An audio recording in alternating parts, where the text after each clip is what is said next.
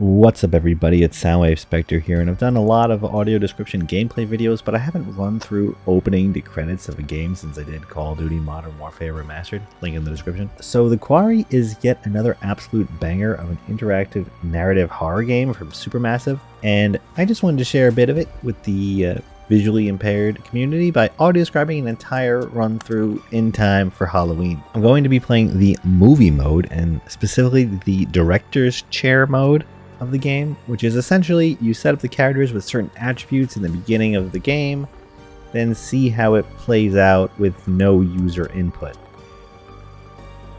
I've played through the entire game on stream before, link also in the description, but I'm doing this mode for the audio description so as to not have to explain any button prompts or collectibles on screen, just to avoid any dead air, keep the story moving more like a movie. This game doesn't have very many accessibility options, which is a shame, but I still wanted to share this game with you guys. The game, called As Dusk Falls, is a similar style game, though fully non-sighted people can play, and it's on Game Pass if anyone wants to check that one out. Now there are 3 other movie modes: Everyone Lives, Everyone Dies, but spoilers, and Gorefest, which kills everyone in the most gruesome way possible. I didn't want anyone to know where this was going right off rip, so I'm going with the director's cut, and we pick everyone's traits. And if you don't want to know any character's traits, if you're worried about any potential spoilers and want to go in completely fresh, I'd say stop the video and just skip to the next one in the playlist. I sort of had reasons to give each character the choices I did as I've played the game before, so I tried to diversify the good and bad traits amongst the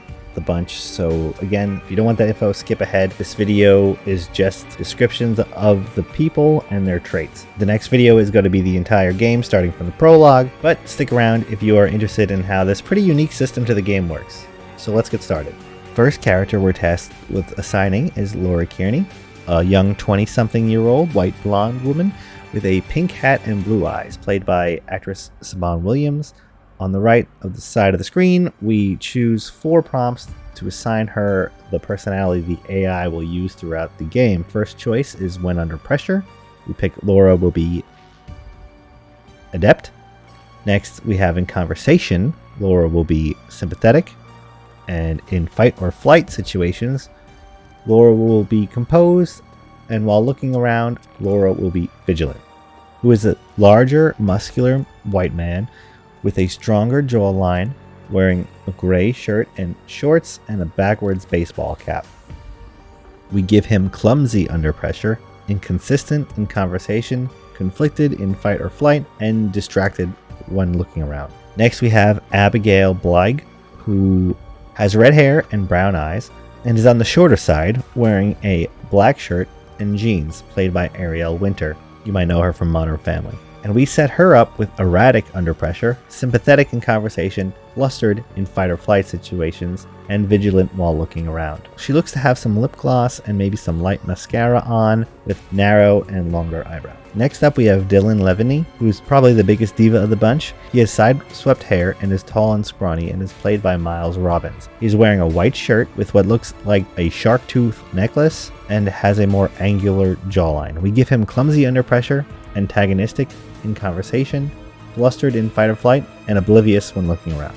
Next up we have Ryan Erzahaller, played by Justice Smith. He is also tall and skinny, a darker skinned young man wearing a black shirt and jeans.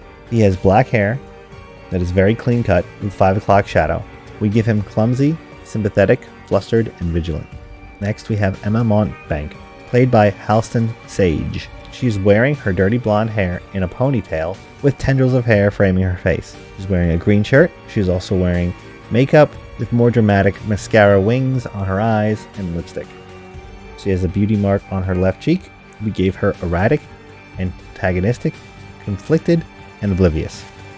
Now we have Nick Furcillo, played by Evan Evagora, who has short but wild hair, softer but very dark eyes, and tan skin. He also has what sounds like an Australian accent while wearing a white shirt with red trim. We give him erratic, inconsistent, conflicted, and distracted. Now my favorite character personally, Caitlin Ka, played by Brenda Wu. She is a young Asian woman with side-swept black hair, wearing black leggings and a black shirt under a yellow hoodie. We give her adept, sympathetic, composed, and vigilant. Lastly, we have Max Brinley, played by Skylar Gisondo, with bright blue eyes and freckles. He has red hair that is a little longer than most, and is combed to the side with some flyaways. He has a denim jacket on, and we give him adept, sympathetic, composed, and distracted.